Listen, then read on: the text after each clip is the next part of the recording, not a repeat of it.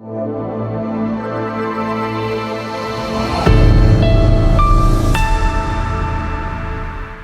है, international trade में तुम्हें पता है कि अपने 5 यूनिट्स हैं। 5 यूनिट्स में ओवरऑल जो कोर्स का कवरेज है वो हर यूनिट से कुछ ना कुछ तो लेंगे ही, बट बहुत आपातकालीन स्थिति में तुम्हें लगे कि मैम बिल्कुल हमें किसी एक पर्टिकुलर यूनिट में बहुत ज़्यादा ही दिक्कत आ रही है, तो डोंट वरी मेरे बच्चे, जितना हो पाए अभी वो अच्छे से कर लो, ये भी इनफ है जितना तुमने कर लिया है। Okay right, okay. International capital movement, किसी भी कंट्री में 4 तरीके से फॉरेन का पैसा आता है।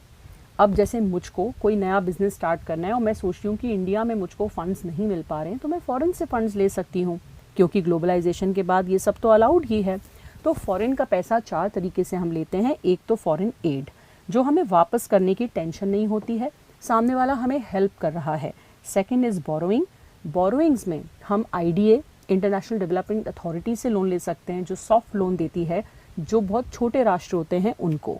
हम ECB की एक्सटर्नल कमर्शियल बोरोइंग से भी बोरोइंग ले सकते हैं, हम दूसरी सरकारों से भी बोरोइंग ले सकते हैं।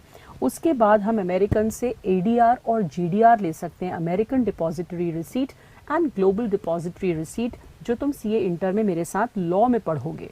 और इन्वेस्टमेंट्स पे ये चैप्टर फोकस्ड है कि बाहर का पैसा, चौथा तरीका है investments, FDI and FPI, foreign direct investment and foreign portfolio investment. मैं जो बातें बोल रही हूँ बस उतना सुन लेना, और लाइफ विल बी झिंगालाला, इसके बाहर कुछ नहीं आने वाला है। अरे मत परेशान हो, ओके। तो अब हम आते हैं इन्वेस्टमेंट वाले पोर्शन पे। FDI FPI, foreign direct investment, foreign portfolio investment. Concentrate here, ध्यान से सुनो। यदि कोई मैन्युफैक्चरिंग यूनिट इंडिया में खोलता है, यदि कोई पूरी टेक्नोलॉजी के साथ इंडिया में अपनी फैक्ट्री खोलता है, 10% से ऊपर किसी इंडिया की कंपनी में पैसा लगाता है, जिसमें उसका स्पेक्यूलेटिंग का मुद्दा नहीं है कि थोड़े पैसे बड़े बेच दिया, लॉन्ग टर्म उसने इन्वेस्ट किया है, उसको कहते हैं FDI, फॉरेन डायरेक्ट इन्वेस्टमेंट।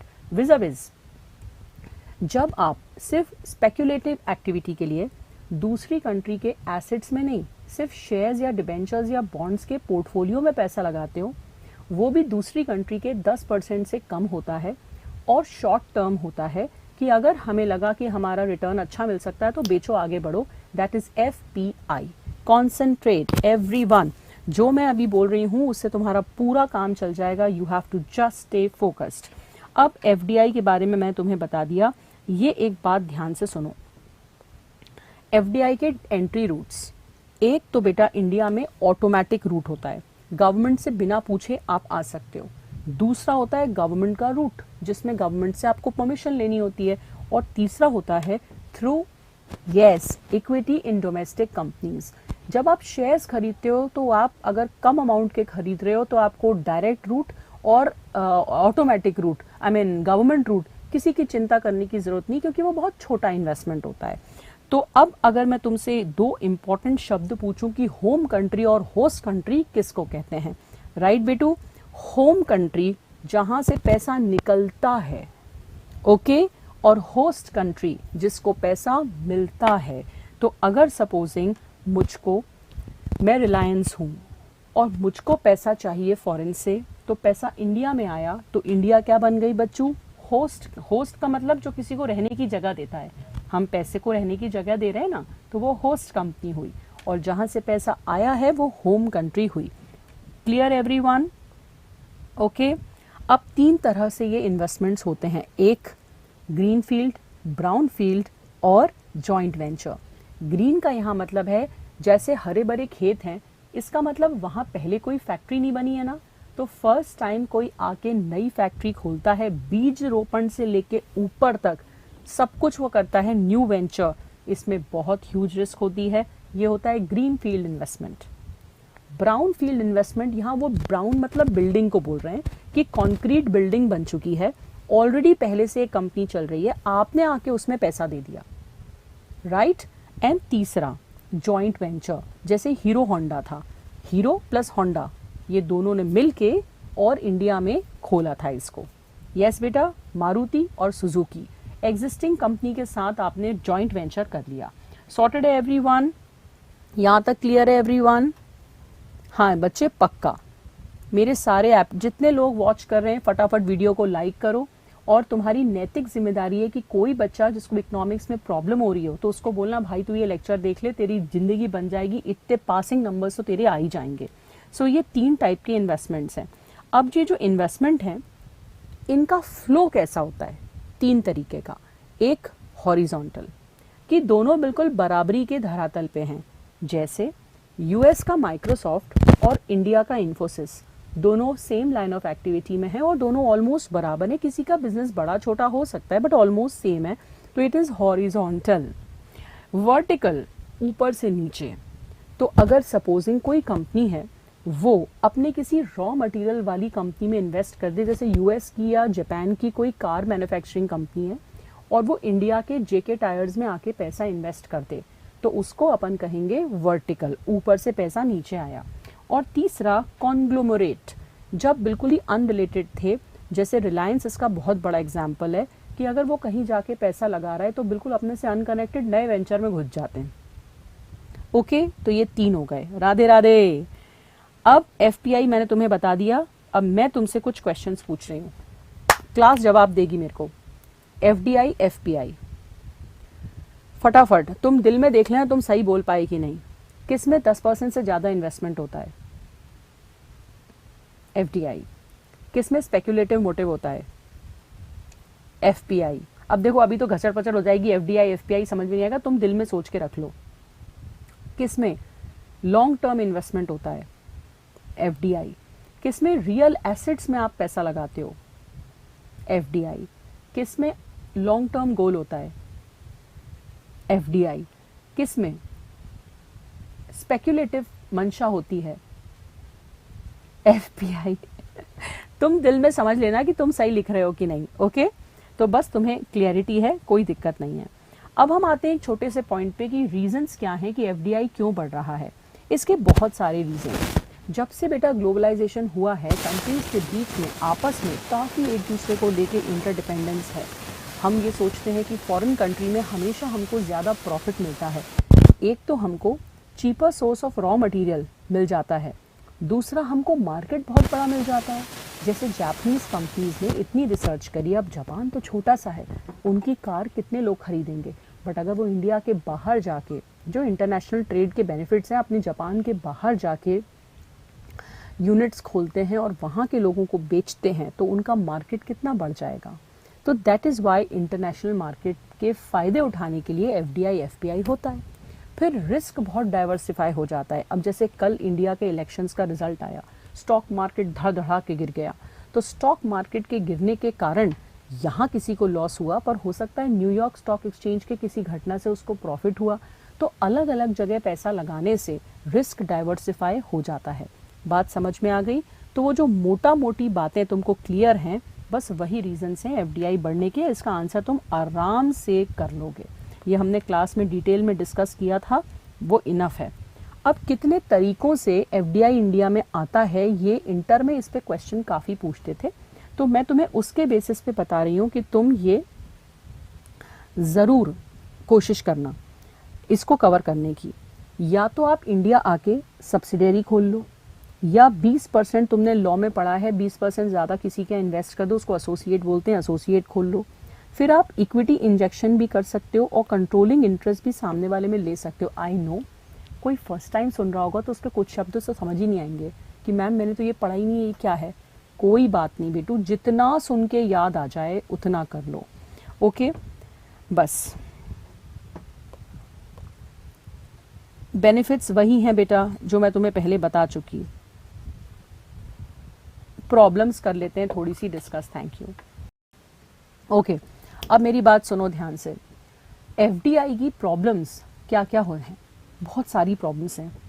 एक तो ज़्यादा प्रोटेक्शन की होड़ में हम अपने एनवायरनमेंट का बहुत ज़्यादा लॉस कर रहे हैं। उसके बाद क्या होता है कि जब कोई फॉरेन कंट्री दूसरी कंट्री में आती है ना बच्चों, तो वो अपना फ़ायदा देखती है हमेशा, राष्ट्र के प्रति उसकी कोई भावनाएं नहीं होती हैं।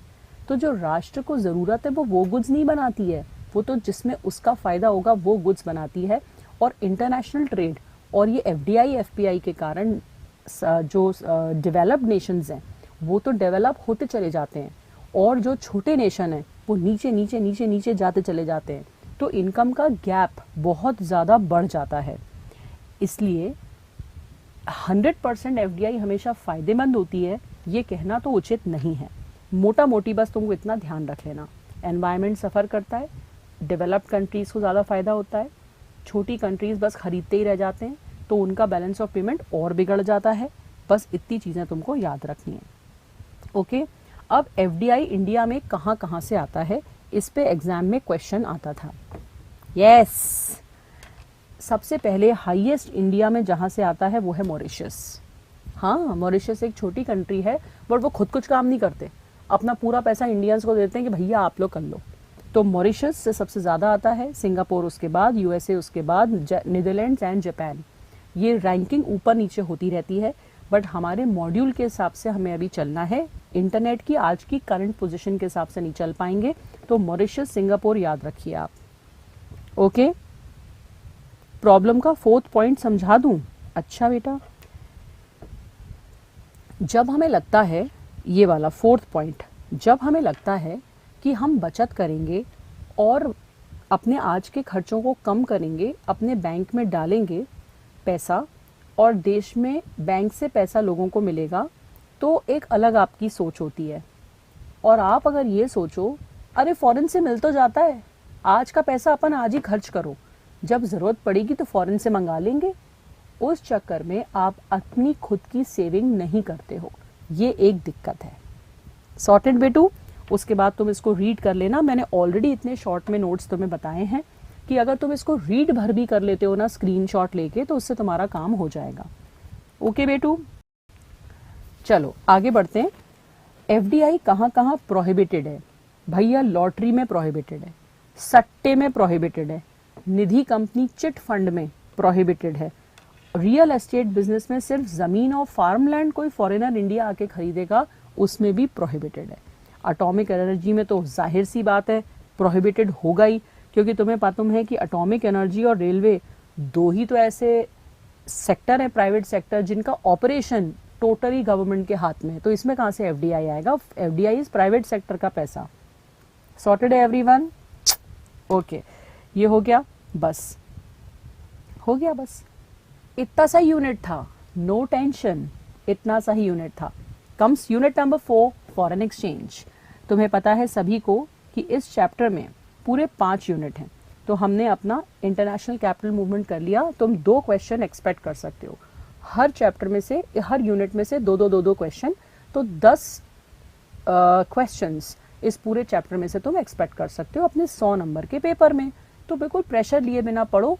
मैं कह रही हूँ एग्जाम के एक दिन पहले अगर तुमने मेरा ये वॉइस नोट सुन लिया तो जितनी बातें तुम्हें पता होना चाहिए ना, उतने से तुम्हारा काम हो जाएगा। तो let's begin foreign exchange rate unit number 4। Now her country की एक करेंसी होती है, इंडिया की डोमेस्टिक करेंसी है द इंडियन रुपी। नाउ बेटू, हम अगर इंडियन है तो हमें फॉरेन में पैसा क्यों चाहिए, फॉरेन करेंसी क्यों चाहिए? इंडिया के अलावा सारी currencies are called foreign currency. अब अगर मुझे यूएस से गोल्ड खरीदना है तो मुझे डॉलर में पेमेंट करना पड़ेगा बेटू, और डॉलर में पेमेंट करने के लिए मुझे डॉलर्स की ज़रूरत है। That's why I need foreign currency. अब बात ये आई कि फॉरेन करेंसी जब आप खरीदने जाते हो आरबीआई के पास, तो आप कोई भी चीज़ खरीदते हो तो उसका कोई दाम होता है ना, तो वो दाम कहलाता है फॉरेन एक्सचेंज रेट। कि अगर आपको $1 चाहिए तो आपको वो कितने रुपए देने के बाद मिलेगा, इसी को तो कहते हैं एक्सचेंज रेट। फर्ज करो अगर 80 रुपीज़ देकर मुझको $1 मिल रहा है, रोज रेट चेंज होता है, अप्रॉक्सीमेट बोल रही हूँ, 80 रुपीज़ देकर मुझको $1 मिल रहा है, तो डॉलर और रुपी का एक्सचेंज रेट क्या हुआ? $1 इज इक्वल टू 80 रुपीज़। तो ये जो एक्सचेंज रेट है ये हर कंट्री में 3 तरीके से सेट होता है, और इसके 2 तरीके के बताने के तरीके हैं, एक डायरेक्ट कोट, एक इनडायरेक्ट कोट। अब तुम मुझे बताओ कि मैं खरीदने गई हूँ डॉलर, तो मैं सामने वाले से बोलूँगी भैया डायरेक्टली बताओ कि डॉलर कितने का है। तो जब $1 उसने कहा 80 रुपए, तो ये हो गया डायरेक्ट कोट, जिसमें बेस करेंसी जो होती है और काउंटर करेंसी होती है। बेस वो है जो आप खरीदने गए हो, और काउंटर करेंसी वो है जो आपकी खुद की डोमेस्टिक करेंसी है। ओके। और इनडायरेक्ट कोट में बताओ क्या होगा कि 1 रुपया कितने डॉलर के बराबर है, पॉइंट पॉइंट पॉइंट में कुछ आएगा। तो उसमें यहां पर आपको ध्यान रखना चाहिए कि जो बेस करेंसी है वो डोमेस्टिक करेंसी होती है और दूसरी वाली करेंसी फॉरेन करेंसी होती है इनडायरेक्ट कोट में। तुमको जो खरीदना है, मैं यही डायरेक्ट ही बोलोगे ना तुम, बोलो बात आ गई समझ में ये वाली direct indirect quote everyone? Good, very good. So 3 तरह के अपन फॉरेन एक्सचेंज पढ़ेंगे कि रेट फिक्स कैसे होता है, fix exchange rate, floating exchange rate and manage floating which is also called dirty floating. Okay, अब फिक्स एक्सचेंज रेट के बारे में फटाफट सुन लो, तुम्हें पूरा पता है। आंखें बंद करो और याद करो मैंने क्या क्या कहा था, आंख बंद करके सुनो, एग्जाम में काम आएगा। सब बंद कर लो आंखें अपनी, स्क्रीन पे कुछ है ही नहीं, मैं स्क्रीन नहीं खोल रही। फिक्स एक्सचेंज रेट में सरकार रेट तय करती है। सरकार जब रेट तय करती है तो उसके 2 तरीके हैं। एक पेगिंग, जो दूसरी किसी करेंसी से लिंक करके खरीद सेट करती है, जैसे $1 80 ये सेट कर दिया रेट, या फिर पैरिटी वैल्यू कि $1 कितने गोल्ड के बराबर है, ऐसे भी वो सेट कर सकती है। जब सरकार सेट करती है तो फॉरेन एक्सचेंज मार्केट बहुत स्थायी रहता है, स्टेबल रहता है, क्योंकि गवर्नमेंट ने सेट कर दिया, बात खत्म हो गई। बट उसके चक्कर में एक बहुत बड़ा नुकसान होता है। गवर्नमेंट को अपनी बात को रखने के लिए मिनिमम रिजर्व, अपने जो भंडार है उसमें रिजर्व्स रखने पड़ते हैं। पता है क्यों? कल को यूएस ने डॉलर की सप्लाई कम कर दी। आंखें बंद करके सुनते रहो स्टोरी की तरह। तो जब भी मार्केट से सप्लाई कम होती है किसी चीज की, बताओ उसका रेट क्या हो जाता है? बढ़ जाता है।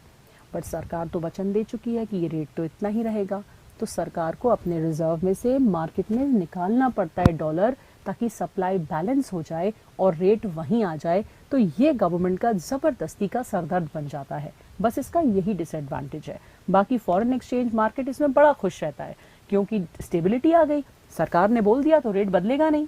राइट गाइज, तो ये हम पहले अच्छे से पढ़ चुके थे। Everyone had already done this with me.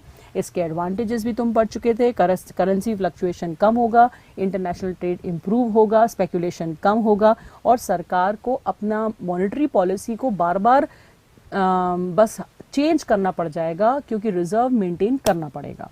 अब आ गया फ्लेक्सिबल एक्सचेंज रेट। ये भी तुमने सुना था कि सेंट्रल बैंक कहती जाओ चले जाओ, जो तुम्हें करना है कर लो।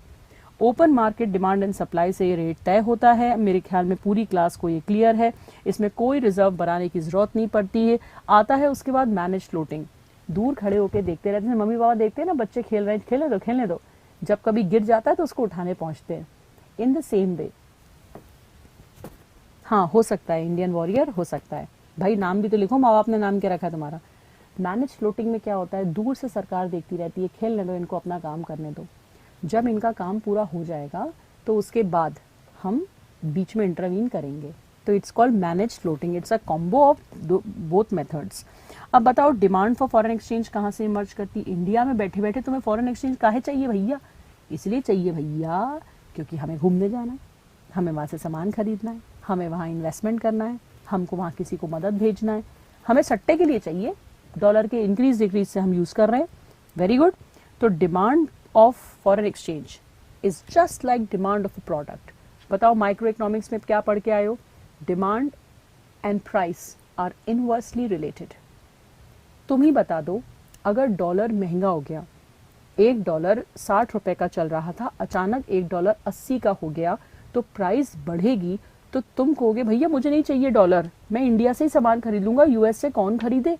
क्योंकि जो चीज ₹60 की थी, अब वो डॉलर को खरीदने के लिए मुझे 80 देने पड़ेंगे, तो तुम डिमांड कम नहीं करोगे। तो बस डाउनवर्ड स्लोपिंग कर्व आ गया। ठोको ताली, कितने लोगों को ये क्लियर है? Yes guys, everyone. तुम सारे बच्चे मेरे बहुत ही क्यूटी पाई हो, घबराओ बिल्कुल नहीं, सब बढ़िया होगा। Supply of foreign exchange rate. अब सुनो जल्दी, पूरी चार्ट को ध्यान से सुनना। Supply of foreign exchange rate, supply of forex. India में फॉरेक्स कैसे आता है? यस, $1 ₹50 का था साहब, $1 ₹80 का हो गया। इमेजिन करो, एक फॉरेनर इंडिया आया घूमने, तो $1 उसने जब खर्च किया था पहले, तो उसको ₹50 की टॉफीज मिली थी, ठीक है।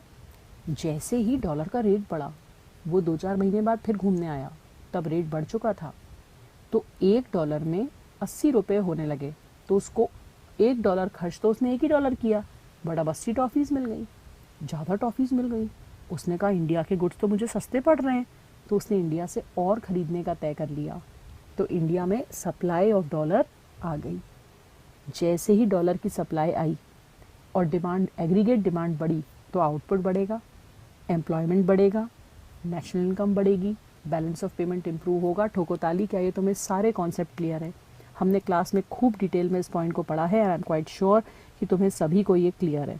उसके बाद मैं तुम्हें ये चार्ट बहुत अच्छे से बताई थी कि डॉलर की डिमांड बढ़ेगी तो रेट बढ़ेगा, डॉलर की डिमांड कम होगी, डॉलर का रेट गिरेगा, डॉलर की सप्लाई बढ़ेगी, सप्लाई बढ़ने से हर चीज़ की वैल्यू क्या होती है? कम, और डॉलर की सप्लाई श्रिंक होगी, कम होगी, तो डॉलर का रेट बढ़ेगा। ये तुमने अच्छे से मेरे साथ पढ़ा था। I hope you remember. ये वाली स्लाइड पूरी क्लास को आई होप याद है। मैं तुम्हें ये नोट भी करवाई थी, इसी टाइप का एप्लीकेशन बेस्ड क्वेश्चन आएगा। ओके अब changes in foreign exchange rate, ये तो तुम्हें पता ही है। एप्रिसिएशन, डेप्रिसिएशन, डेप्रिसिएशन का ये सब डोमेस्टिक करेंसी के एंगल से पढ़ते हैं। डेप्रिसिएशन का मतलब होता है किसी चीज़ की वैल्यू कम होना, तो ऐसे ही डोमेस्टिक करेंसी की वैल्यू कम होना इन तुलना में with foreign currency is called depreciation. And appreciation का मतलब हुआ दैट इंडिया की करेंसी की वैल्यू बढ़ गई विज़ फॉरेन करेंसी, अपनी करेंसी के एंगल से बोलते हैं। और एक का अप्रिसिएशन दूसरे का डेप्रिसिएशन होता है। भाई स्टॉक मार्केट में एक को लॉस हुआ तभी ना जब दूसरे को फायदा हुआ, तो वैसा ही है हिसाब। तो किसके एंगल से बोलते हैं? अपनी करेंसी के एंगल से। Very good.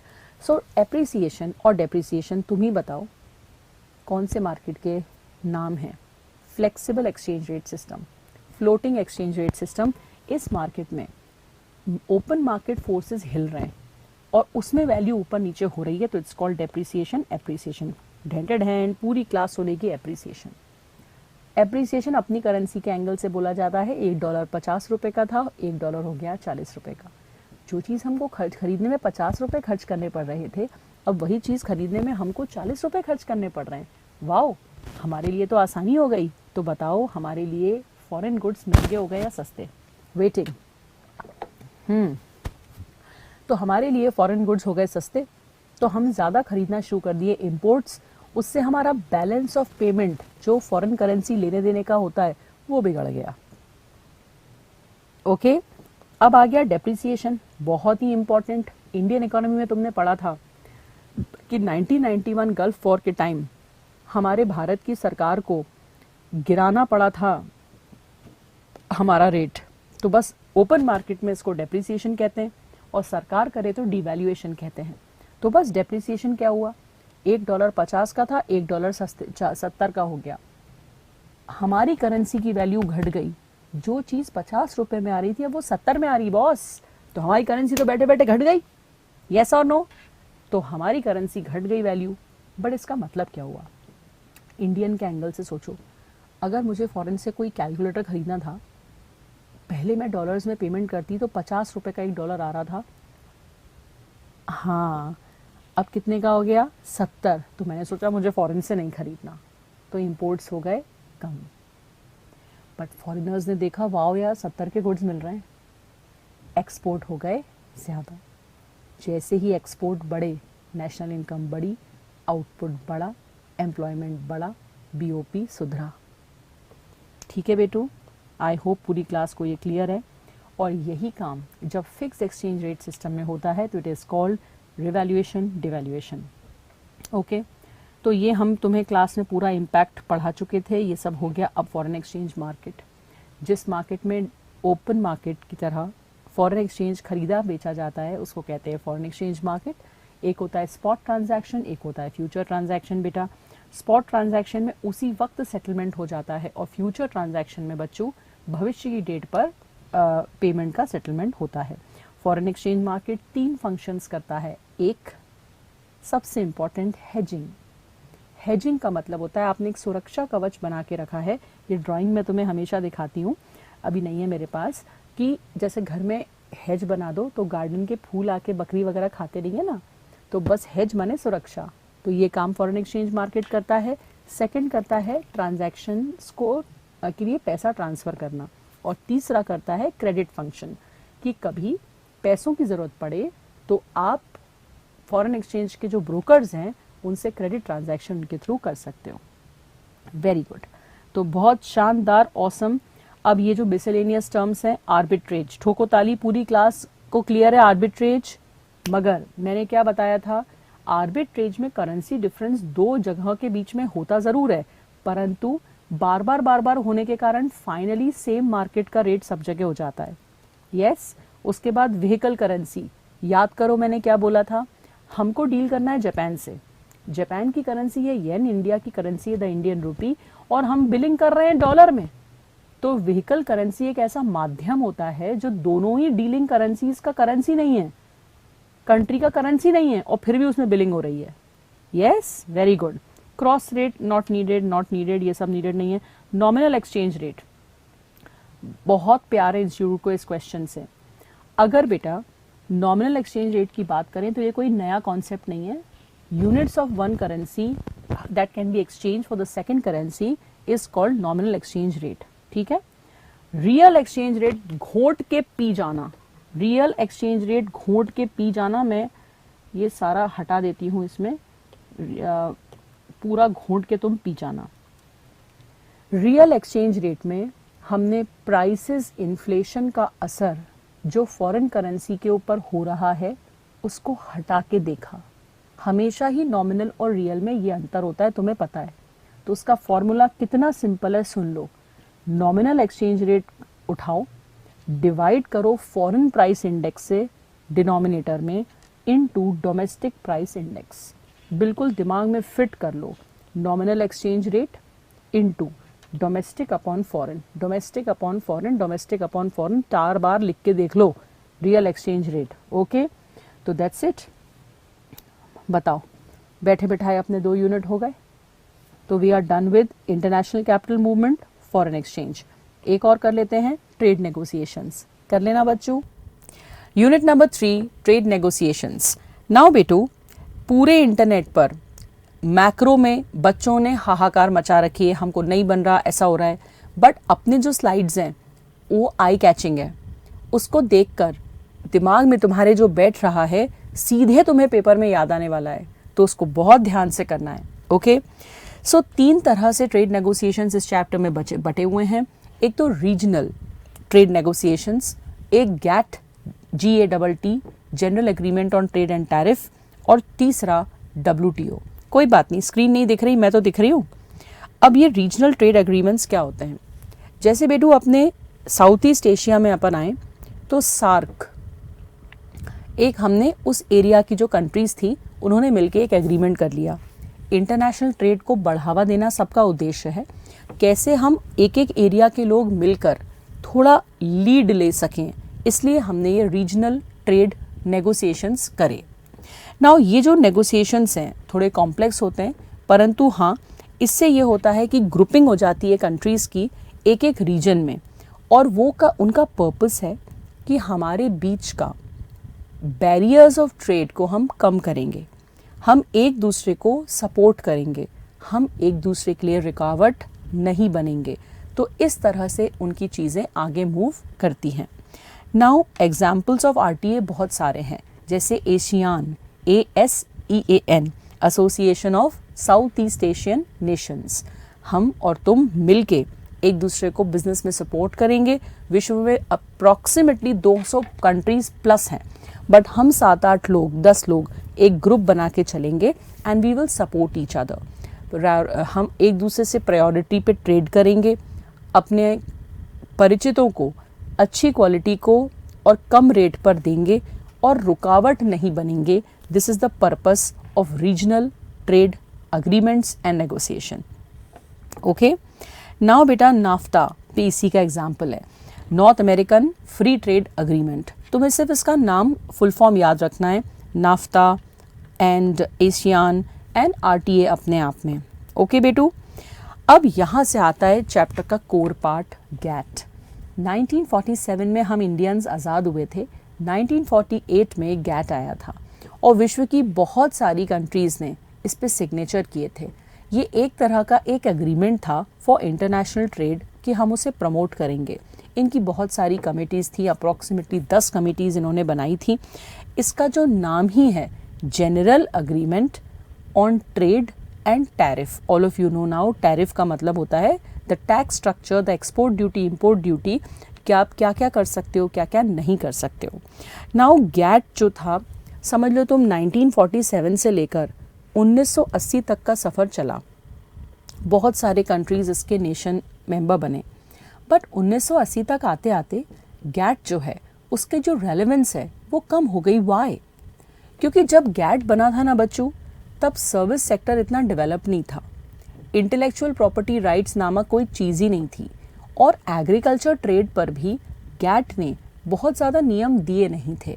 तो ये अब लोगों को यूज़लेस लगने लगा कि आजकल जैसा ट्रेड होता है उसके तो कोई नियम आपने दिए ही नहीं है, तो उन नियमों के बिना ये किसी काम का ही नहीं हो रहा है। ऑल्सो इसमें बहुत सारी दिक्कतें थी, एम्बिगस था। एम्बिगस का मतलब होता है अस्पष्ट। ऑल्सो अगर इसमें एक राष्ट्र की दूसरे राष्ट्र से अनबन हो जाए या झगड़ा हो जाए, टकरार हो जाए, तो उसको रिजॉल्व करने का मैकेनिज्म स्ट्रॉन्ग नहीं था। ऑल्सो ये कोई कॉन्ट्रैक्ट नहीं था, it was not a treaty, it was just an agreement. तो इंडियन कॉन्ट्रैक्ट एक्ट की भाषा में तुम सभी समझते हो कि एग्रीमेंट को तो हम कोर्ट में लेके जा ही नहीं सकते, ये एक थोड़ा इनफॉर्मल टच का होता है, मगर कॉन्ट्रैक्ट में हम एक दूसरे को फॉर्मली बाउंड कर सकते हैं कि आपने ये वादा किया है तो करना ही पड़ेगा। तो ये सब कमियों के कारण कि इसमें intellectual property right, service sector, agriculture sector के रूल्स बहुत स्ट्रॉन्ग नहीं थे, दैट्स वाई ये रेलेवेंट नहीं बचा। तो फिर इसका एक राउंड हुआ 8th नंबर का। इसके बहुत राउंड होते थे, जैसे तुम देख सकते हो कितने सारे कंट्री के रिप्रेजेंटेटिव्स आए हैं। तो बेटू सितंबर 1986 में इसका 8th राउंड हुआ, कॉल्ड द उरुग्वे राउंड। ये जो उरुग्वे एक कंट्री है, वहाँ पर ये मीटिंग हुई। ये बहुत इम्पॉर्टेंट था क्योंकि इसी में WTO का बेस ले डाउन किया गया, और इसमें जब WTO फॉर्म हुआ तो उसका बेस यही था कि भाई गैट सिर्फ गुड्स में डील कर रहा था, हम एक ऐसा नया एग्रीमेंट लेके आ रहे हैं जो सर्विसेज में भी डील करेगा, जो IPR में भी डील करेगा, जो डिस्प्यूट्स का बेटर रिजोल्यूशन करेगा। तो इस सब चक्कर में WTO आया। इसका पर्पस था कि ट्रेड को फैसिलिटेट किया जाए। इनके कुछ मुख्य उद्देश्य थे MCQ के लिए, कीवर्ड कि उनके फंक्शंस या ऑब्जेक्टिव्स क्या थे। पहला, इंटरनेशनल ट्रेड को बढ़ावा देना। दूसरा, इंटरनेशनल ट्रेड को आसान करना। तीसरा, लोगों के झगड़ों का निष्पादन का एक इजी तरीका, ट्रांसपेरेंट तरीका देना। ऑल्सो जो डिसीजंस होते हैं कि तुम इससे ये ट्रेड कर लोगे, तुम्हारे जो रूल्स हैं वो फेयर हों सबके लिए और ट्रांसपेरेंट हों। इसके अलावा विश्व के 3 इकोनॉमिक इंस्टीट्यूशंस जो जाने जाते हैं, 3 पिलर्स ऑफ द वर्ल्ड, वो कौन कौन से थे बेटा? WTO तो एक है ही, वर्ल्ड बैंक जिसका नाम IBRD भी है, international bank for reconstruction and development, और तीसरा IMF, इंटरनेशनल मॉनेटरी फंड। तो हम तीनों मिलके पूरे विश्व को बेहतर आगे ले जाएं, इसके लिए WTO बना, और डेवलपिंग नेशंस को हम डेवलप करें, ये हमारा ख़ास उद्देश्य था। बट डेवलपिंग नेशंस का एक्चुअली उतना फ़ायदा हुआ नहीं।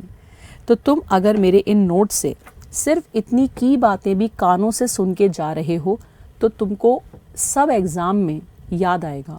और ऊपर से मैंने तुमसे कहा है कि एग्ज़ाम के एक दिन पहले जब तुम इस वीडियो को डबल स्पीड में सुनोगे तो अगले दिन फॉर श्योर तुम्हारे आँखों में, कानों में मेरी बातें फॉर श्योर गूंजेंगी।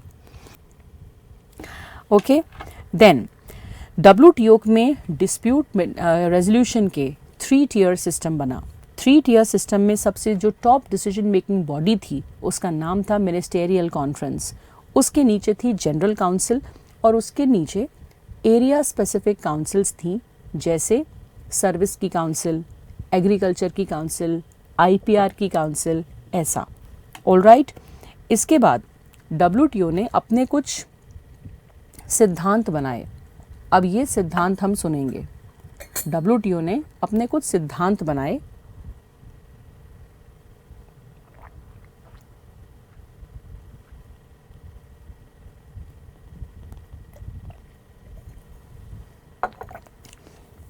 इन नियमों का पालन हम करेंगे, ये इन्होंने तय करा। ओके बेटा, अब तुम ध्यान से सुनते जाओ और हिंदी में सिर्फ कॉन्सेप्ट सुन लो। पहला था ट्रेड विदाउट डिस्क्रिमिनेशन। डिस्क्रिमिनेशन का मतलब होता है भेदभाव। हम कोई भी टाइप का भेदभाव नहीं करेंगे। अगर हमारे सामने चाइना का एक व्यक्ति है और नेपाल का एक व्यक्ति है और श्रीलंका का एक व्यक्ति है, हम तीनों को इक्वल समान ट्रीटमेंट देंगे। मतलब दिल में कितनी गुस्सा आ रही हो किसी के प्रति, हम ऑन द फेस आदमी को सेम ट्रीटमेंट देंगे। उसके बाद नेशनल ट्रीटमेंट प्रिंसिपल, ये क्या था सुनो। हम अपने दरवाजे सबके लिए ओपन रखेंगे जो WTO के मेंबर्स हैं। अगर हमारी कंट्री में कोई व्यक्ति, कोई गुड्स या सर्विसेज आती हैं, तो जैसे हम अपनी कंट्री के लोगों को, नेशनल्स का मतलब एक कंट्री के रेसिडेंट्स, हम उनको जो ट्रीटमेंट देते हैं वही दूसरों को भी देंगे। प्लीज़ ज़रा इसको चेक कीजिए। अब इसके बाद नेक्स्ट है मोस्ट फेवर्ड नेशन। इस पे तो क्वेश्चन आएगा ही आएगा। फेवर का मतलब किसी को प्रायोरिटी या प्राथमिकता देना, थोड़ा फेवर दे देना। जैसे घर में 2 बच्चे होते हैं ना, छोटे वाले को मम्मी कहती है अरे यार ये छोटा है, इसको थोड़ा एक्स्ट्रा मैगी दे दो। तो मोस्ट फेवर्ड नेशन एक कॉन्सेप्ट है, MFN कॉन्सेप्ट। तो जो मोस्ट फेवर्ड नेशन होगा एक, तो हम वही ट्रीटमेंट दूसरे को भी देंगे। हम भेदभाव नहीं करेंगे, सबके साथ समान व्यवहार करेंगे। अगर हम नेपाल को MFN स्टेटस देके कुछ कम रेट पे सामान बेच रहे हैं, तो WTO के बाकी मेंबर्स को भी हम ऐसा ही करेंगे। तो तुम कहोगे ऐसा क्यों, हमें चाइना से बहुत गुस्सा है दिल में, पाकिस्तान से बहुत दिल में गुस्सा है, क्यों करेंगे? नहीं, आपको सबको एक जैसा ट्रीटमेंट देना है। ये ही इक्वालिटी ऑफ ट्रीटमेंट के सिद्धांत तय हुए इन WTO। उसके बाद फ्री ट्रेड। एक्चुअली बेटा क्या होता है, जैसे ये कैलकुलेटर है, ये इंडिया में इंपोर्ट होके आया 500 रुपीज़ का। मैं अगर चाहती हूँ कि ये इंडिया में या तो आए ना, या आए तो इतना महंगा हो जाए कि इंडियंस इसको खरीदे ही ना, आके पड़ा रहेगा, तो मैंने टैक्स लगा दिया, टैरिफ 500 रुपये। तो 500 का तो ये था और 500 रुपये का टैरिफ लगा, तो वो हो गया 1000 का। इससे ट्रेड इंडिया में डिस्करेज हुआ। लोग सोचेंगे इंपोर्टेड गुड्स क्यों खरीदें। तो WTO में ये बात तय हुई कि हम इस तरह से नहीं करेंगे। हम ट्रेड की रुकावटों को बढ़ाएंगे नहीं, कम करेंगे। We will lower the trade barriers. Okay, और हम प्रोग्रेसिवली लिबरलाइज करते चलेंगे। प्रोग्रेसिव का मतलब लगातार आप करते चलो, लिबरलाइज का मतलब फ्री करते चलो, licence and all this, we will keep reducing. All right, क्या तुम्हें अब समझ में आ पा रहा है बेटा? Give me a thumbs up. First time जब तुमने पढ़ा था तो हो सकता है कि तुम्हें एकदम से क्लिक ना हो, बट आई होप तुम धीरे धीरे जब सेकेंड टाइम सुन रहे हो, you are able to connect with better. Just give me a confirmation. Okay बेटो, अब next word is predictability. Predict करने का मतलब होता है किसी चीज़ का आपको पूर्वानुमान हो जाए। तो WTO का एक प्रिंसिपल बना कि आप अपने लॉज, आप अपने टैरिफ, आप अपने टैक्सेस को बहुत फ्रीक्वेंटली चेंज मत करो। अगर कोई आपकी कंट्री में ट्रेड करने आया है और वो सोच के आया है कि यहाँ पे इतना GST होता है, इतना टैरिफ होता है, इतने रेगुलेशंस होते हैं, और आपने सडनली उस सबको बढ़ा दिया, तो वो कहेगा यार यहाँ पर कुछ समझ ही नहीं आता कब क्या चेंज हो जाता है। तो आप बार बार ऐसा मत करो। और चलो आपको कभी बढ़ाना भी पड़ा अपने रेट्स वगैरह, तो उसकी आप एक अपर लिमिट रखो which is called bound tariff. जब ये इंटर में था ना बच्चों, तो ये एग्ज़ाम में बहुत आता था, तो इसको तुम ज़रूर ध्यान से चल के सुन लो। बाउंड टैरिफ का मतलब किसी भी गुड्स पर मैक्सिमम हम कितना % तक टैरिफ पे जाएंगे, ये बात पहले से तय कर देना। इससे प्रिडिक्टेबिलिटी बढ़ती है। सॉर्टेड बेटा। उसके बाद आया मार्केट एक्सेस। तुम लोगों ने मेरे साथ एक चैप्टर 2 पढ़ा था, यूनिट 2, जो अभी अपन करेंगे रिवाइज, उसका नंबर कल आएगा। उसमें हमने पढ़ा था कि टैरिफ का मतलब होता है किसी चीज़ पे % लगा देना कि ये चीज़ इतने % टैक्स के साथ मार्केट में बिकेगी। मान लिया उससे गुड्स की कीमतें महंगी या सस्ती हो जाती हैं, जिसको खरीदना है खरीदेगा, नहीं खरीदना है नहीं खरीदेगा। बट दूसरा होता है नॉन टैरिफ मेजर। तुम्हें याद होगा नॉन टैरिफ में आप रेट पे नहीं खेल रहे, आप दूसरी टाइप की उलझनें पैदा कर रहे हो। जैसे आपने कहा कि ये प्रोडक्ट इस एरिया में एडवर्टाइज नहीं होगा, अब जब वो एडवर्टाइज ही नहीं होगा तो बिकेगा कैसे? ये प्रोडक्ट इस एरिया में दुकान पे पहुंचेगा ही नहीं। ये सब कहलाते हैं नॉन टैरिफ बैरियर। इससे मार्केट एक्सेस कम होता है कि प्रोडक्ट मार्केट में पहुंच ही नहीं पाता, तो आप ये सब नहीं करोगे। Did you understand my dear children? अब तुम कनेक्ट कर पा रहे हो। इस चैप्टर के बाद तुम लगे लगे में जब वो पढ़ लोगे ना अभी टैरिफ वाला चैप्टर, तो ये दोनों चीज़ें कॉम्प्लीमेंट्री कंक्लूड हो जाएंगी, बहुत तुम्हें हेल्प मिलेगी। उसके बाद डिस्प्यूट रेजोल्यूशन मैकेनिज्म तो मैं तुम्हें बता ही दिया कि 3 टियर, हम किसी के साथ फेवर नहीं करेंगे, बायस नहीं करेंगे, और एक्सपर्ट्स की एक टीम आपके घर झगड़ों को छुड़ाएगी। उसके बाद एग्ज़ाम के लिए very important the 9th round, the Doha round.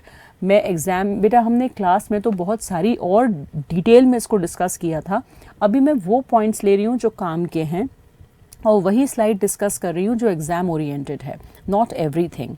Okay, so Doha round हमने पढ़ा। ये 8th राउंड तो बेटा WTO का जन्म हुआ 1995 में, और जो 9th राउंड था दोहा राउंड, उसमें मॉडिफिकेशंस बहुत किए गए जो आपने WTO बनाया। तो दोहा राउंड को याद रखना for modifications, and 8th round Uruguay round को याद रखना for the formation of WTO। Are you clear? मुझे ये 2 बातें तुम लिख के दे दो ताकि मैं श्योर जाऊं तुमने सुन लिया है कि 8th राउंड में WTO का गठन और 9th राउंड में द दोहा राउंड उसका रिफॉर्मेशन। ऐसा लिख के भेजो मुझे, थम्स अप नहीं बेटू, मुझे लिख के भेजो। मेनली दोहा राउंड में किस चीज पे उन्होंने फोकस किया? एग्रीकल्चर। एग्रीकल्चर ट्रेड पर दोहा राउंड में काफ़ी कुछ मॉडिफिकेशन लाए। तुम ऑफ कोर्स सोचोगे कि अभी अभी बनाया था और इतनी जल्दी मॉडिफाई भी करना पड़ा। यस बेटू, very good very good very good.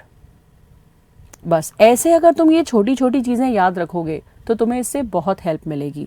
मैं तुम्हें बता रही हूँ, तुम पूरे यूट्यूब पे ढूंढ के आ जाना, मैक्रो इकोनॉमिक्स का इससे सिंपल स्लाइड्स के साथ तुम्हें कोई लेक्चर सीरियसली नहीं मिलेगा। जो तुम यहाँ पे पढ़ रहे हो वो इसका बेस्ट वर्जन है। हैव पेशेंस, पढ़ते चलो।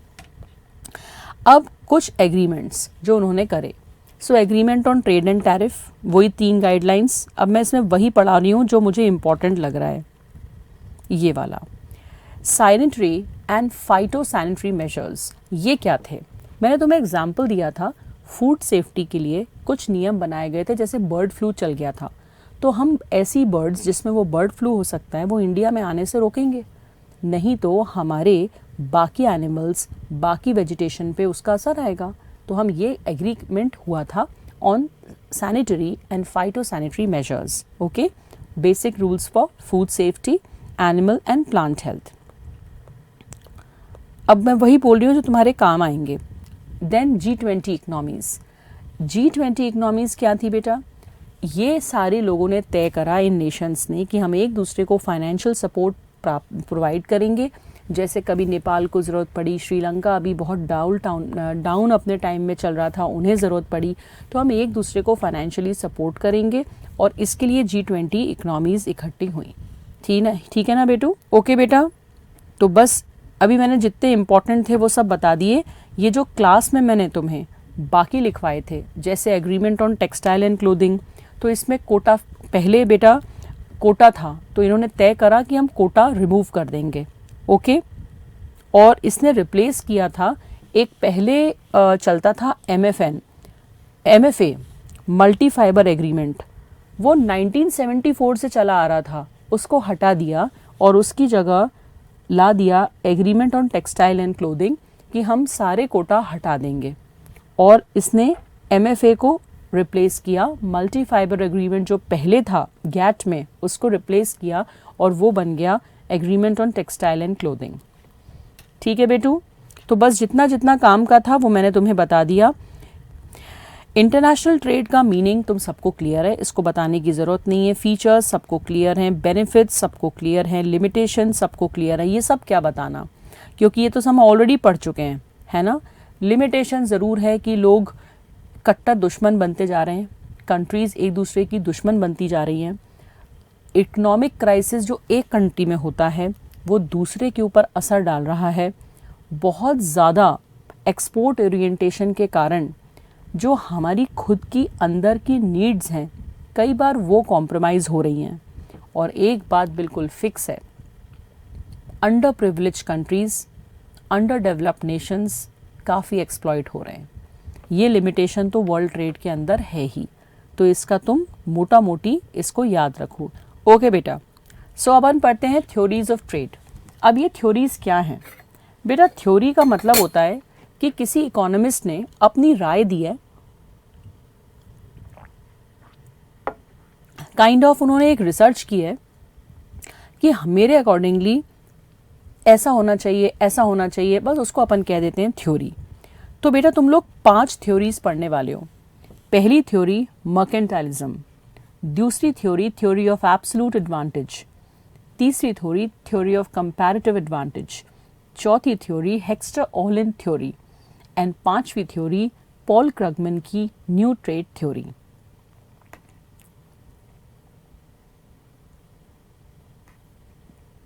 ओके, सो सबसे पहली theory mercantilism. Mercantilism theory 16th century की थ्योरी है।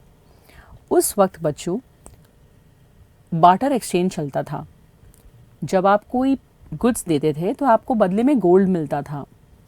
तो वो जो थ्योरी थी वो ये थी कि भारत भी जो सोने की चिड़िया बना था ना उस ज़माने में, वो इसीलिए बना था क्योंकि हम विश्व में एक बड़े एक्सपोर्टर थे और हम अपनी इतनी चीज़ें एक्सपोर्ट करते थे कि हमको उसके बदले में बहुत गोल्ड मिलता था। तो मर्केंटाइलिज्म थ्योरी ने कहा किसी से कुछ मत खरीदो क्योंकि खरीदने के चक्कर में तुम्हारे जेब से गोल्ड चला जाएगा। तुम तो बस बेचो, बस बेचो, बस बेचो, एक्सपोर्ट करो, एक्सपोर्ट करो, एक्सपोर्ट करो, जितना हो सके एक्सपोर्ट करो, मैक्सिमाइज, और मिनिमाइज करो इंपोर्ट। तो जब इंपोर्ट करोगे नहीं तो तुम्हारा जो भंडार है गोल्ड का वो खर्च होगा नहीं, और एक्सपोर्ट करोगे तो तुम्हें बदले में गोल्ड मिलेगा। तो बस याद रखना, किसी भी नेशन की वेल्थ उसके गोल्ड से नापी जा रही है और इसलिए आप एक्सपोर्ट ही एक्सपोर्ट करो, एक्सपोर्ट ही एक्सपोर्ट करो, ऐसा मर्केंटाइलिज्म कहा। मगर इन्होंने एक और बात कही कि international trade is a zero sum game.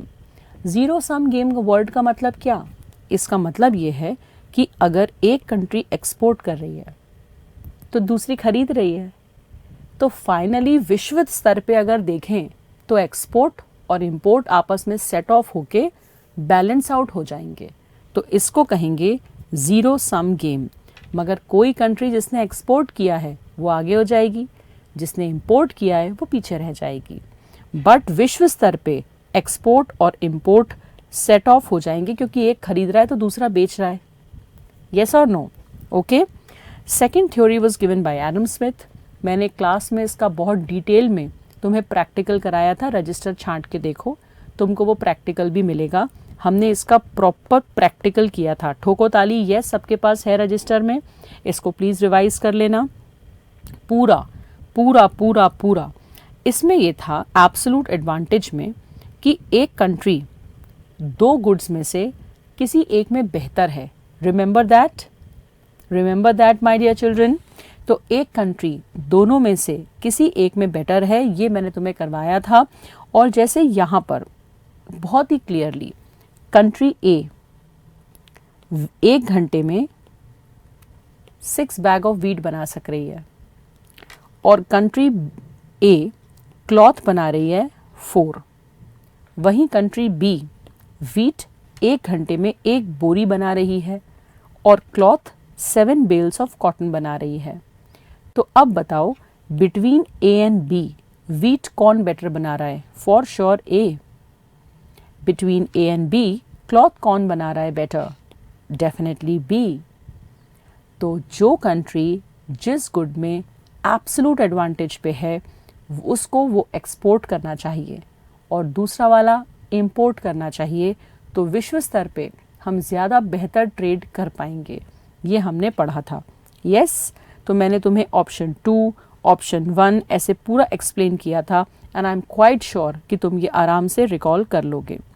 मगर इसकी तुलना में डेविड रिकार्डो ने जो थ्योरी दी थी, it was theory of comparative advantage. उनका कहना था तब क्या किया जाए जब एक कंट्री दोनों ही गुड्स में बेटर हो। जैसे मैंने तुम्हें एग्जाम्पल दिया था चाइना श्रीलंका का, चाइना हर चीज़ में आगे, श्रीलंका उनकी तुलना में तो हर कंट्री मतलब हर चीज़ में पीछे। जैसे फॉर एग्जाम्पल यहाँ पर देखो स्क्रीन पे, between Sri Lanka and China wheat कौन बेटर बना रहा है? For sure China. Between China and Sri Lanka cloth कौन बेटर बना रहा है? Again China, right? तो अब चाइना तो दोनों चीज़ बेटर बना रही है, बट फिर भी मैंने तुम्हें ये परम्यूटेशन कॉम्बिनेशन बना के दिखाया था कि वर्ल्ड ट्रेड में हम बेहतर तभी होंगे कि कंट्री का जिसमें कंपैरेटिव एडवांटेज ज़्यादा है वो बनाए, और कंपैरेटिव डिसएडवांटेज कम है उस चीज़ को इंपोर्ट कर ले। फॉर एग्जाम्पल यहाँ 6:1 का रेशो है और यहाँ 4:2 का रेशो है, तो चाइना दोनों गुड्स में भी ज़्यादा बेहतर किसमें है एज कंपेयर टू श्रीलंका? जवाब चाहिए मुझे इसका।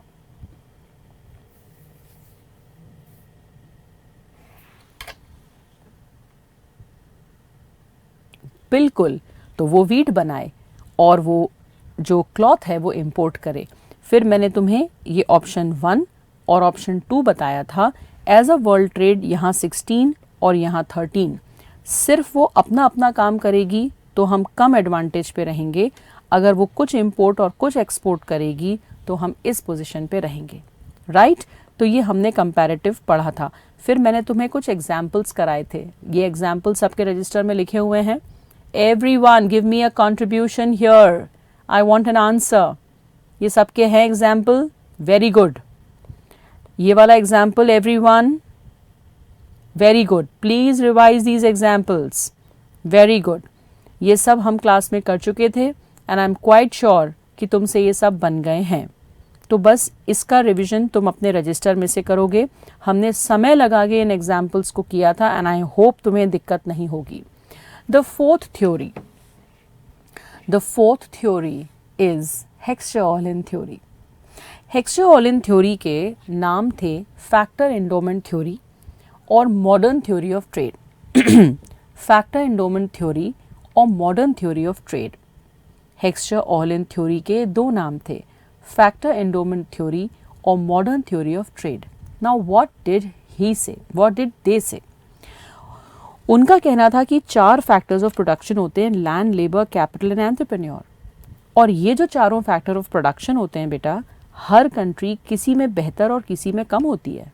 जैसे कि अगर हम इंडिया और अमेरिका की बात करें तो America is better in capital and India is more distorted with labour. तो जो कंट्री जिस फैक्टर ऑफ प्रोडक्शन में ज़्यादा ईश्वर से उसको मिला है वो वाले गुड्स को एक्सपोर्ट करे जो उस फैक्टर ऑफ प्रोडक्शन से बनते हैं। ये इनकी थ्योरी थी, right guys? Yes everyone? Yes. So इन्होंने एक और बात कही, ये तो मैं तुम्हें बता दिया कि ये इनका थ्योरी का एक एस्पेक्ट था कि आप जिसमें बेहतर हो आप बस वही बनाओ। मगर मैंने तुम्हें एक दूसरा इनका कहा था कि ये इनका एक और थ्योरम था, फैक्टर प्राइस इक्वलाइजेशन थ्योरम। इसकी तुम्हें नीड नहीं है, मैंने तुम्हें ये स्लाइड तो भेज दी थी बट इसकी तुम्हें नीड नहीं है, तुम्हारी फर्स्ट वाली थ्योरी से काम हो जाएगा। Okay, all right. अब लास्ट वाली theory, new trade theory of Paul Krugman. So new trade theory Paul Krugman ने दी। ये कौन थे भाई साहब? पॉल क्रगमन कौन थे? पॉल क्रगमन ने न्यू ट्रेड थ्योरी दी। इनका कहना था सुनो भाई, आजकल के कस्टमर जो है ना बड़े डिमांडिंग हो गए। आजकल के कस्टमर्स को क्या चाहिए? आजकल के कस्टमर को चाहिए कि हमको वैरायटी मिले। तो आप रिसर्च करो, अच्छी क्वालिटी के गुड्स उनको ऑफर करो, स्पेशलाइजेशन की तरफ जाओ और मास प्रोडक्शन करके एक्सपोर्ट करो। ये उनका कहना था। तो हाई वैरायटी, लो प्राइस लोगों को चाहिए, आप इकोनॉमी ऑफ स्केल का फ़ायदा उठाओ। और इन्होंने ये माना कि लेबर और कैपिटल इधर उधर घूम सकता है, तो वो तो घूमता रहेगा। आप बस इतना करो कि आप अगर इंडिया हो तो आप इकोनॉमी ऑफ स्केल में हाई वॉल्यूम में गुड्स बनाओ और उनको एक्सपोर्ट करो। तो पॉल क्रगमैन की ये थ्योरी थी, उन्होंने कॉस्ट कम करने पे फोकस किया था जो मास प्रोडक्शन से होती है। सॉर्टेड बच्चे? तो बस ये 5 थ्योरीज थी। इन 5 थ्योरीज के अलावा तुम्हें कोई टेंशन लेना ही नहीं है। इन 5 थ्योरीज के अलावा तुम्हें कोई टेंशन लेना ही नहीं है।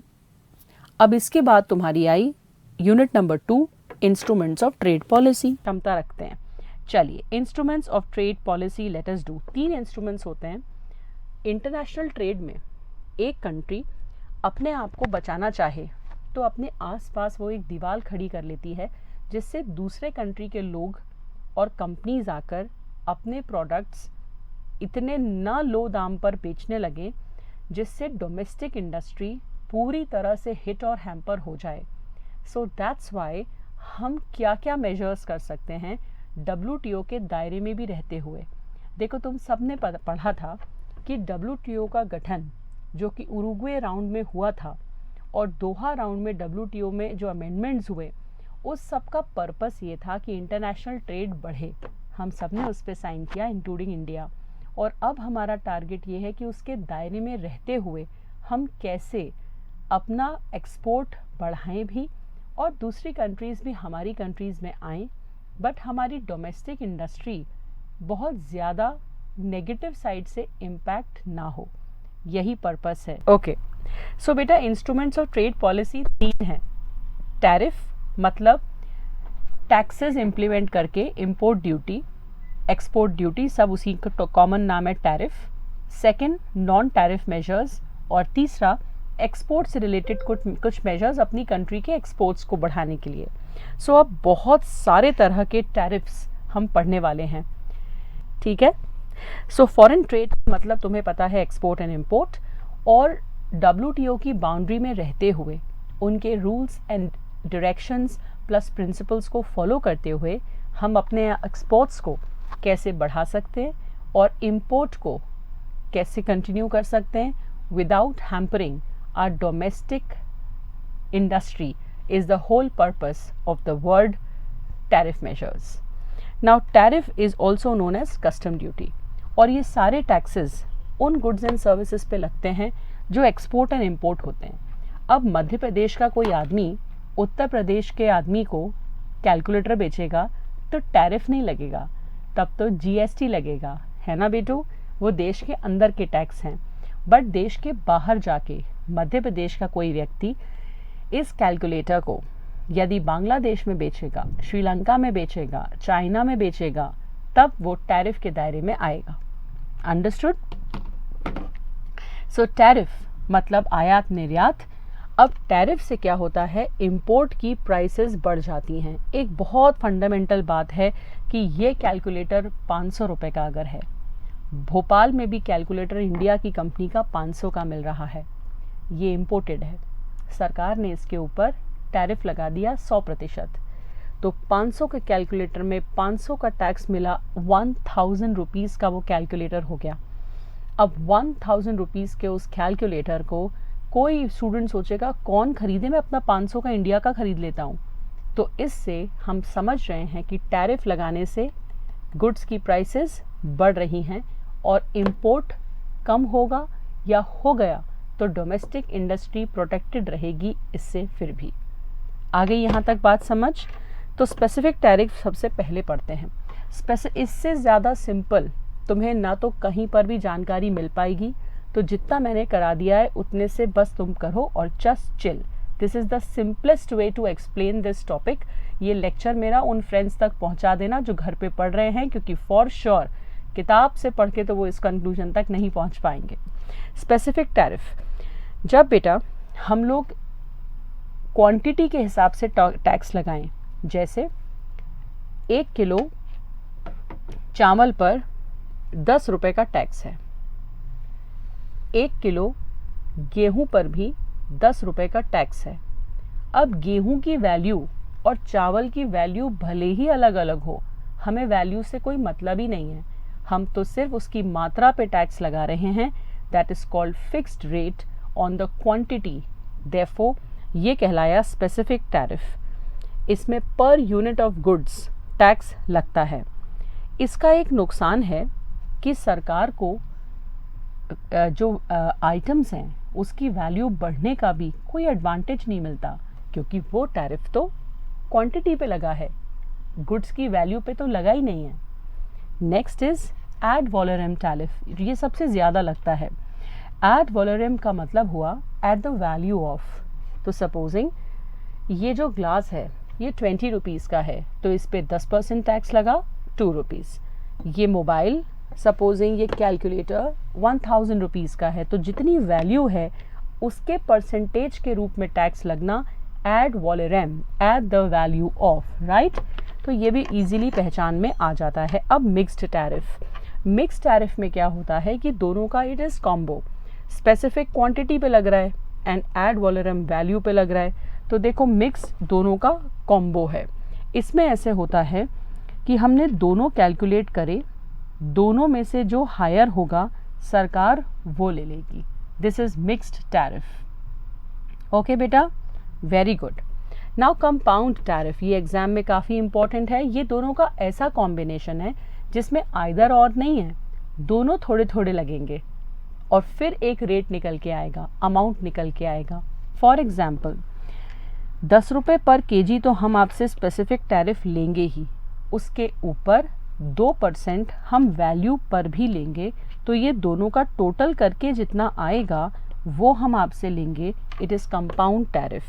टेक्निकल टैरिफ, याद करो मैंने तुम्हें सोलर पैनल का एग्जाम्पल दिया था कि अगर सोलर पैनल के जो ब्लेड्स हैं वो अलग रेट पे हैं, जो बैटरी है वो अलग रेट पे है, लोहे का जो एंगल या स्टैंड है वो अलग रेट पे है, तो इसको कहेंगे टेक्निकल टैरिफ। आ गई ना बात समझ में? मैंने कोशिश की है कि जितना सरल बना के तुम्हें ये दे पाऊँ ताकि तुम इसको रिलेट कर पाओ और तुम्हें दिक्कत ना हो। Then comes tariff rate quota. Tariff rate quota में हम एक कोटा का हमेशा मतलब होता है बेटा मैक्सिमम लिमिट ऑफ इंपोर्ट। तो हम क्या करते हैं, हम चाहते हैं कि लोग इंपोर्ट कम करें, तो हमने दिमाग लगाया कि 10,000 तक तो हम रेट कम लेंगे और 10,000 के ऊपर का रेट हम ज़्यादा लेंगे। तो रेट तो वैल्यू पे ही लग रहा है, बट कोटा फिक्स कर दिया कि इसके ऊपर ये रेट, इसके ऊपर ये रेट, तो आदमी सोचेगा कम ही बुलाओ, कम रेट में काम चल जाएगा, है ना। Then most favoured nation tariff. Most favoured nation का मतलब हमारा मित्र देश। तो जो हम, ये अपन ने कल ही पढ़ा था, WTO का प्रिंसिपल है MFN, मोस्ट फेवर्ड नेशन। तो जो हम WTO के मेंबर्स हैं, अगर हम नेपाल पर 10% का टैरिफ लगा रहे हैं तो वो MFN स्टेटस हमें WTO के सारे मेंबर्स को देना होगा और सबको वही रेट लगाना होगा। ओके बेटू। Then comes variable tariff. Yes yes yes yes, ये जो भी इंडियन वॉरियर है, you are giving very right answers, very nice. तुमने अच्छे से चैप्टर प्रिपेयर किया है। What's your good name? You are doing good. So variable tariff, इसका पता है मतलब क्या होता है? सपोजिंग चाइनीज़ ने, हमारे इंडिया में ये पेन 10 रुपये का मिल रहा है, चाइनीज़ ने हमारी इंडियन कंपनी को बीट करने के वास्ते इस पेन को 6 रुपये का कर दिया। और जब हमारे इंडियन के सामने एक चीज़ 6 की है, एक चीज़ 10 की है, तो कोई 6 वाली चीज़ ही चुनेगा। तो अपन भी दिमाग लगाए, सरकार ने कहा हम इस पे 4 रुपये टैरिफ लगाकर दोनों की वैल्यू बराबर कर देंगे। अब आओ तुम कितनी कम करते हो, राइट? ओके बेटू, यस। सो वेरिएबल टैरिफ, इसमें बेटू जो प्राइस है उसको इक्वल करने का हमारा इंटेंशन है। इक्वल करने के लिए जितना लगाना पड़े तो वो बार बार चेंज होगा अलग अलग गुड्स पे, hence it is called variable tariff. Now preferential tariff, yes बेटा, कंट्री के प्रोडक्ट्स पे। वेरी गुड, कुछ बच्चे बड़ा अच्छा जवाब दे रहे हैं। ये यहाँ पे इंडियन वॉरियर कौन है, अपना सही नाम लिखो। नाउ बेटा प्रेफरेंशियल टैरिफ, जैसे कि तुम्हारे घर में 2 भाई बहन हो तुम लोग, और तुम्हारे नेबर हैं, वहाँ पे भी 2 बच्चे रहते हैं। अगर तुमने कोई स्टॉल लगाया है, तुम्हारा खुद का भाई या बहन आता है, तुम उससे प्रॉफिट लोगे क्या? नहीं, कम लोगे। और वो भी तुम्हें कुछ बेचेगा तो वो भी तुमसे कोई प्रॉफिट नहीं लेगा क्योंकि तुम एक ही फैमिली के हो। बट कोई बाहर वाला आएगा, नेबर्स आएंगे, तो उनसे तो तुम प्रॉफिट लोगे ना। तो किससे तुमने रेगुलर रेट लिया और किससे तुमने प्रेफरेंशियल टैरिफ लिया? प्रेफर किसको किया, बोलो, जवाब दो। ओके यश। सो बस इसको हम कहेंगे कि जब आपने मोस्ट फेवर्ड नेशन से भी नीचे का टैरिफ लिया अपने बिल्कुल परिचितों से, एंड इट इज़ म्यूचुअल, आप भी उनको कम लगा रहे हो रेट, वो भी आपको कम लगा रहे हैं, तो ज़्यादा करीबी नेशन जो हैं उनसे अपन ये वाला रेट लेंगे प्रेफरेंशियल, ये अलाउड है। बाउंड टैरिफ वेरी इंपॉर्टेंट, कल ही हमने पढ़ा था कि प्रिडिक्टेबिलिटी के लिए आप ये कह दो कि अगर आपने रेट बढ़ाया भी तो आप इससे ज़्यादा रेट नहीं बढ़ाओगे, तो that's called bound tariff. Bound tariff means fixing a maximum rate which can be charged from the people. Okay? इससे predictability और transparency बढ़ती है। अब applied tariff is a simple thing, ऊपर जितने tariff हमने पढ़े इनमें से फाइनली कौन सा अप्लाई हुआ उसको कह दिया applied tariff। अब escalated tariff, देखो ये अगर एक बुक है, इस बुक में कुछ रॉ मटेरियल लगा है, ये जो कागज़ है ये इसका रॉ मटेरियल है और ये जो बुक है ये फिनिश प्रोडक्ट है। तो एस्केलेटेड टैरिफ का मतलब रॉ मटेरियल पे कम रेट से टैक्स लगाओ और फिनिश प्रोडक्ट पे ज़्यादा रेट से टैक्स लगाओ। इससे पता है क्या होगा, लोग सोचेंगे फॉरेन से रॉ मटेरियल इंडिया ले आओ, कम टैरिफ लगेगा, इंडिया में आके उसको असेंबल कर दो, बना दो, तो अपन टैरिफ से बच जाएंगे, अपन ज़्यादा अपने को ठीक पड़ेगा। जैसे गवर्नमेंट ने क्या किया है कि आयरन ओर से स्टील बनता है, तो स्टील डायरेक्ट इंपोर्ट करोगे तो उसका एस्केलेटेड हायर टैरिफ है, और अगर आप आयरन ओर इंपोर्ट करोगे तो उसका कम टैरिफ में आपका काम हो जाएगा। बात समझ में आ गई? नाउ प्रोहिबिटिव टैरिफ, ये तो बहुत ही हाई रेट होते हैं भाई साहब, आप इतना हाई रेट लगा देते हो कि कोई आ ही ना पाए। जैसे कि बार बार कैलकुलेटर की बात हो रही है, 500 के कैलकुलेटर पे हमने 2000 का टैक्स लगा दिया, तो तुम कहोगे कि मैम ये तो WTO के प्रिंसिपल्स के खिलाफ हुआ। देखो ऐसा है, हमें ये बहुत सोच समझ के करना पड़ता है। हम किसी के एक गुड के साथ ऐसा करेंगे तो वो भी हमारे इस गुड के साथ अपनी कंट्री में ऐसे ही करेगा, तो उसको हम कहेंगे प्रोहिबिटिव टैरिफ। ठीक बच्चे? Yes, are you able to understand, my dear kids? Yes. Okay, then import subsidies.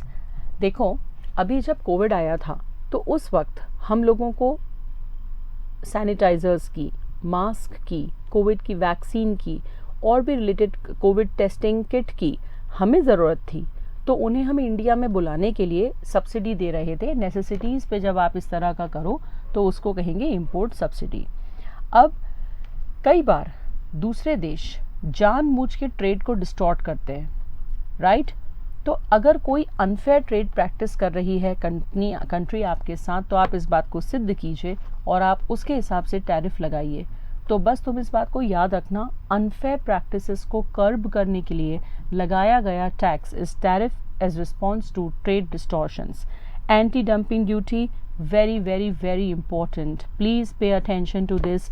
Anti dumping duty तब लगती हैं जब दो कंडीशंस पूरी हों। कंडीशन नंबर 1, कोई इतनी भारी मात्रा में आपके पास सामान दे रहा है कि उसका सामान ही पूरे मार्केट में भर जाएगा, तो दूसरे इंडियन प्रोडक्ट्स के लिए जगह नहीं बचेगी, तो मात्रा, quantity is very heavy. And the second is fair market price से नीचे सेट कर रहा है। जैसे कोई इस कैलकुलेटर की प्राइस 500 रुपये मार्केट प्राइस है, सभी कैलकुलेटर मोटा मोटी इस रेंज में आते हैं और कोई इसको 50 रुपये में बेच रहा है, तो हमारे तो इंडियन इंडस्ट्री को डिस्ट्रॉय करने की मंशा है, साजिश है। तो जब ये दोनों कंडीशंस पूरी हों तो आप लगा सकते हो एंटी डंपिंग ड्यूटी। ये एक प्रोटेक्शनिस्ट टैरिफ है अपनी डोमेस्टिक इंडस्ट्री को प्रोटेक्ट करने के लिए। फॉर श्योर बच्चे, ये तभी लगा सकता है जब दोनों कंडीशंस पूरी हों, ठीक है? तो जब तुम्हें इस तरह की चीज़ें एग्जाम में आएंगी तो तुम्हें मेरी बात पूरी क्लिक करेगी, तुम्हें कोई दिक्कत नहीं है। नाउ काउंटर वेलिंग ड्यूटीज़, काउंटर वेलिंग ड्यूटीज़, इसमें ऐसा होता है कोई कंट्री आर्टिफिशियली लो प्राइस सेट कर रही है, भले ही बहुत हाई क्वांटिटी नहीं दे रही, but artificially low price set कर रही है। जैसे चावल का रेट 5 रुपये किलो चार्ज कर लिया चाइना ने, और इंडियंस के सामने अब एक चॉइस है कि भारत का चावल 50 रुपये किलो, इंडिया का चाइना का चावल 5 रुपये किलो, तो सब सोचेंगे चाइना वाला ले लो। तो जब इस तरह से आप करोगे तो हम अपने लोगों को, हम अपने यहाँ के सामानों पर सब्सिडी दे देंगे और ऑलमोस्ट सब्सिडी दे के आपके बराबर ही ले आएंगे। इसको हम कहते हैं काउंटर अटैक करना, काउंटर वेलिंग ड्यूटी। तो तुम कैसे याद रखोगे? काउंटर वेलिंग ड्यूटी का वर्ड है, की वर्ड आर्टिफिशियली लो प्राइस। जब कोई दूसरी कंट्री, चाइना ही बार बार एग्जाम्पल में आता है, आर्टिफिशियली लो प्राइस चार्ज करेगा तो हम भी अपने इंडियन गुड में प्रोड्यूसर को सब्सिडी दे देंगे, तो वो उसके मैचिंग प्राइस पर हम उसको ले आएंगे।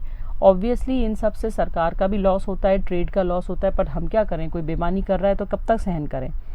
ओके, काउंटर वेलिंग ड्यूटी, काउंटर वेलिंग ड्यूटी जो बहुत लो प्राइस थी, एक्सेसिवली लो प्राइस, उसको ऑफसेट कर देगा। देन टैरिफ का इफेक्ट क्या होता है तुम्हें पता ही है, प्राइसेस बढ़ जाती है प्रोडक्ट की, तो ये प्राइस साइड पॉलिसी कहलाती है और इससे ऑब्स्टिकल तो होता ही है ट्रेड पॉलिसी में। खास नोट करने की बात यह है कि इंपोर्टेड गुड्स एक्सपेंसिव हो जाते हैं और डोमेस्टिक इंडस्ट्री प्रोटेक्ट होती है। ठीक बेटा, ये सब तुम ऑलरेडी पढ़ चुके हो। अब ये हो गया टैरिफ, अब नॉन टैरिफ पे आओ। नॉन टैरिफ का मतलब क्या हुआ?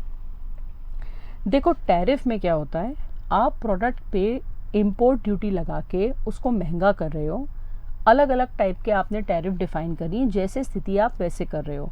बट यहाँ नॉन टैरिफ का मतलब है कोटा वगैरह फिक्स कर देना। ये हम ऐसा कर दे रहे हैं कि आप इतने किलो ही सामान ला पाओगे, अब आप कर लो, क्या कर लोगे? तो जब आप क्वांटिटी को अपर लिमिट लगा दो, that's called, yes, that's called non tariff measure. Okay, now non tariff में मैंने इतने सारे,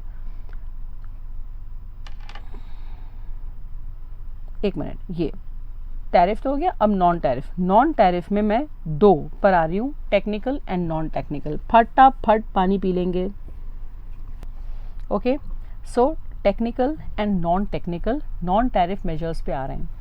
नॉन टैरिफ का मतलब इंपोर्ट ड्यूटी के अलावा कोई और तरीका। तो अब अपन इस पे आ गए टेक्निकल। इसमें आपने क्या करा, प्रोडक्ट के स्पेसिफिकेशन में घुस गए। आप सपोजिंग मिठाई है, उसमें इतना ही दूध ले सकते हो, इतनी ही शक्कर ले सकते हो, इतने ही मसाले ले सकते हो, इतना मसाले मतलब जो भी इंग्रेडिएंट्स डाल रहे हो, मेवा, इतना ही प्रिजर्वेटिव डाल सकते हो। ये वाला प्रिजर्वेटिव इंडियन कंडीशंस पे सूट करता है, आप नहीं ये डालोगे या नहीं डालोगे। इसको कहते हैं टेक्निकल, प्रोडक्ट की जो प्रॉपर्टीज़ हैं उस पर बेस्ड।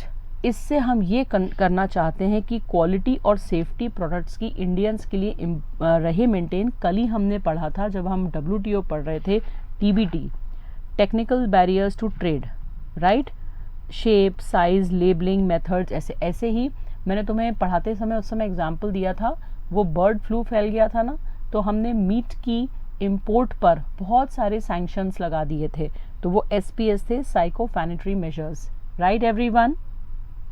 ये WTO द्वारा परमिटेड हैं, अच्छे से याद कर लो, TBT और SPS। इससे क्या होता है कि जो सामने वाला सामान इंडिया में ला रहा है उसको इतने रूल फॉलो करने पड़ते हैं कि उसकी कॉस्ट बढ़ ही जाती है। जैसे आपने कह दिया कि आप मिठाई में जो नॉर्मल प्रोसेस्ड वाइट शुगर होती है वो ना डाल के स्टीविया, एक शक्कर होती है, वही यूज़ करोगे, तो अब किसी चाइनीज़ ने वो स्टीविया डाल के मिठाई बनाएगा तो उसकी कॉस्ट बढ़ी जाएगी, क्योंकि वो एक तरह से शुगर फ्री में काम आने वाली चीज़ हो गई। तो हमने टेक्निकली ऐसा पेच अड़ा दिया कि उसको फॉलो करने में आपका जो प्रोडक्ट है उसकी कॉस्ट बढ़ी जाएगी। ओके, अब इसके बाद आया non technical. Non technical is simply quota, ये जो इतने सारे हैं 8, इनको सुन लो ध्यान से, बहुत ही ध्यान से सुनो ऑल माय डियर चिल्ड्रन, जितना मेरी कोशिश थी कि तुम्हारे लिए इसको सिंप्लीफाई कर पाऊँ। सबसे पहला इंपोर्ट कोटा, 5,000 रुपये के ऊपर आप स्टील, 5,000 किलो के ऊपर स्टील नहीं ला सकता है एक importer, that is simply import Kota. Price control major, आपने कहा कि सपोजिंग सल्फर है, वो 100 रुपये में तो आपको बेचना ही पड़ेगा, क्योंकि हमारे इंडियंस इतने में बेच रहे हैं, तो आपने ये रुपये की बाउंडेशन लगा दी, आपने टैक्स वगैरह नहीं लगाया, आपने कहा इतने रुपए के नीचे आप इंडिया में आके सल्फर नहीं बनाओगे, तो हम आपसे कोई टैक्स नहीं ले रहे हैं, हम सिर्फ रूल बना दे रहे हैं, तो it is price control measure. तीसरा is non automatic licensing. Automatic license का मतलब होता है कि ये अपना, जैसे इंडिया में क्या होता है, नगर निगम ने एक जगह दे दी, वहाँ आके रोज़ थोड़ी कोई पूछता है, बस दुकानदार वहीं पे आके अपनी गुमटी ठेला लगा लेते हैं, ऑटोमेटिकली ठेला लग जाता है। नॉन ऑटोमेटिक लाइसेंसिंग का मतलब है अब ऑटोमेटिक नहीं होगा। इम्पोर्टर को इंडिया में कोई सामान लाना है तो हमसे पूछना पड़ेगा। अब जब हमसे पूछोगे तो हम लाइसेंस धीरे धीरे इशू करेंगे, हम डॉक्यूमेंटेशन में पेंच चढ़ा देंगे, तो हम जानबूझ के डिले करेंगे कि तुम्हारा सामान यहाँ पर टेक्निकली प्रॉपरली आ ना पाए। अब ऑब्वियसली तुम कहोगे कि मैम इस सब से तो ट्रेड डिस्करेज होगा, तो आप ऐसा करोगे तो वो लोग भी आपके साथ ऐसा करेंगे। तो ये तो सब यही तो फॉरेन पॉलिसी है, इसीलिए तो इतनी स्मार्टली प्ले करना पड़ता है। तो फॉरेन पॉलिसी में एक्सपर्ट बनने के लिए इकोनॉमिक्स बहुत बहुत बहुत इम्पॉर्टेंट सब्जेक्ट है। ओके, देन फाइनेंशियल मेजर्स, हमने इसमें क्या हुआ, लिमिट लगा दी। जैसे अगर किसी को फॉरेन से आयरन खरीदना है तो उसको डॉलर की ज़रूरत पड़ेगी।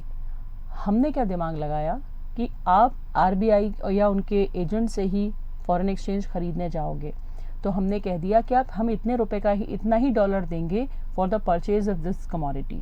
तो इम्पोर्टर कैसे इम्पोर्ट करेगा?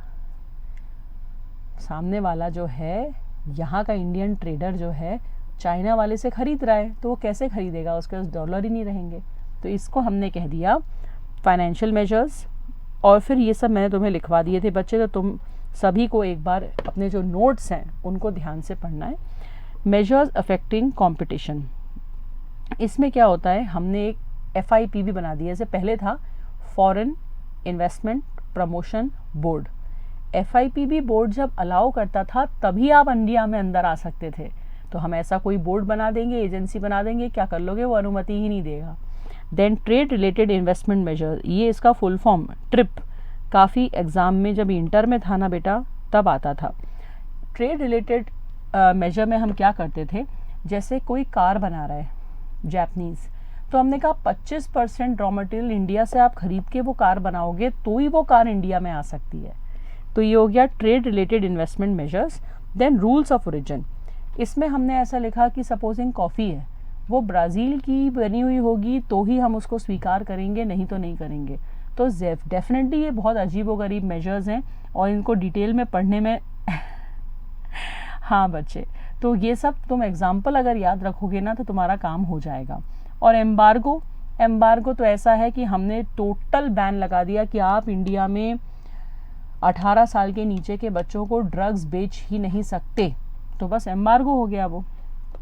ओके, अब ये हो गया तुम्हारे मेजर्स। अब एक्सपोर्ट रिलेटेड मेजर्स, ये तो बहुत सिंपल है, हम एक्सपोर्ट को बढ़ावा देना चाह रहे हैं। हमने एक्सपोर्ट टैक्स और सब्सिडीज़ में टैक्सेस बिल्कुल कम कर दिए, सब्सिडी बढ़ा दी, क्योंकि एक्सपोर्ट करने से देश के पास फॉरेन एक्सचेंज आता है, फॉरेन एक्सचेंज आने से हमारे पास हमारी पावर बढ़ती है। देन बैन ऑफ एक्सपोर्ट्स, कभी कभी हम चाहते हैं कि इंडिजिनस कंट्री को ज़रूरत है किसी चीज़ की और एक्सपोर्टर उसको बाहर भेज रहे, तो इंडिया में शॉर्टेज ना हो जाए गुड्स की, तो हम बैन भी लगा सकते हैं कुछ गुड्स पे।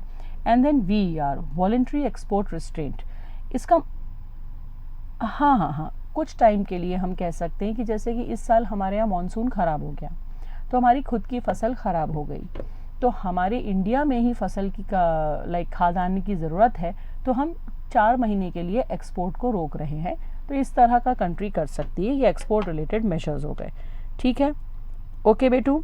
इसी तरह के इन्फॉर्मेटिव वीडियोस देखने के लिए हमारे चैनल को सब्सक्राइब करें और लेटेस्ट वीडियोस को सबसे पहले देखने के लिए बेल आइकॉन को हिट करें। साथ ही लाइक और शेयर करना ना भूलें। APT educating India.